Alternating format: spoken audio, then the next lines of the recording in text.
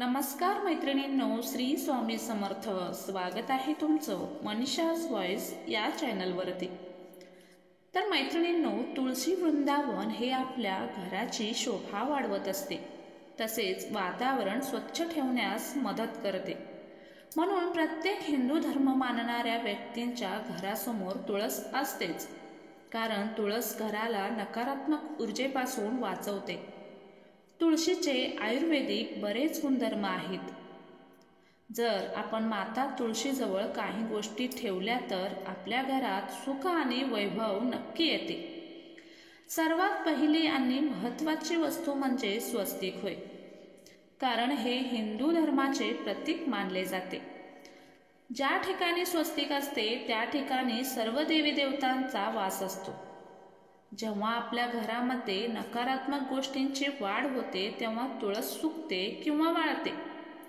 अशा वेळी तुम्ही या तुळशीजवळ स्वस्तिक काढा, त्याने नकारात्मक विचार नाहीसे होतात.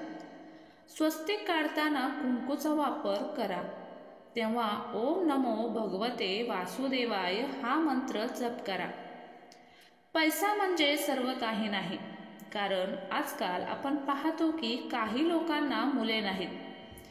त्यांनी त्या स्त्रीने तुळशीजवळ बसून भगवद्गीता वाचावी आणि तुळशीपुढे संततीची इच्छा व्यक्त करावी. जेव्हा तुम्ही तुळशीचे रोपटे आणाल तेव्हा मनोभावे हात जोडून म्हणा की, हे माता तुळशी, तुला आम्ही आमच्या घरी आमंत्रित करीत आहोत. माता तुळशीचे रोप शक्यतो गुरुवारी लावावे. अनेक लोक आपल्या तुळशी वृंदावनात शिवलिंगाची पूजा करतात, पण त्यामुळे माता तुळशी नाराज होते. त्यामुळे त्याच्याऐवजी शाळीग्रामची पूजा तुळशी वृंदावनात करावी, कारण तेच तिचे हिंदू धर्मानुसार पती आहेत.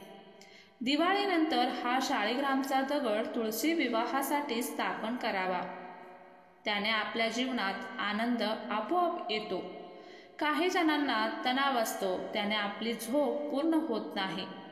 त्यासाठी आपण रात्री झोपताना 1 ग्लास पाण्यात तुळशीची पाने टाकून झाकून ठेवावे.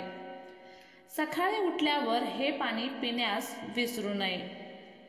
झोपेबरोबर तुमचे आरोग्यही चांगले राहते. आणि तिसरी वस्तू म्हणजे रोज संध्याकाळी तुळशी वृंदावनात गाईच्या तुपाचा दिवा लावावा. त्याने सर्व देवी देवता प्रसन्न होतात. याचबरोबर काही नियमही आहेत, जसे की रोज सकाळी तुळशीस जल अर्पण करावे आणि सायंकाळी करू नये. तुळशी वृंदावनाजवळ साफसफाई करत राहा आणि अधार्मिक गोष्टी तुळशीजवळ ठेवू नका. वरील सर्व गोष्टी किंवा उपाय केल्यास तुम्हाला माता तुळशी आणि या जगाचे पालन करता श्री भगवान विष्णू यांची कृपा तुमच्या घरावर होईल. तसेच काही नियमही पाळल्याने तुमच्या घरी धनाचे अनेक स्रोत येतील आणि सुख समृद्धी नांदेल. वरील लेख हा सर्वसामान्य माहितीच्या आधारे दिलेला आहे. यातून आम्ही कोणताही दावा करत नाही. माहिती कशी वाटली आम्हाला कमेंट करून नक्की कळवा आणि अशी उपयोगी माहिती आपल्या प्रियजनांसोबत नक्की शेअर करा. अशाच अनेक माहितीपूर्ण लेखासाठी आत्ताच आमचे मनीषाज व्हॉइस चॅनलला सबस्क्राईब करायला विसरू नका. धन्यवाद.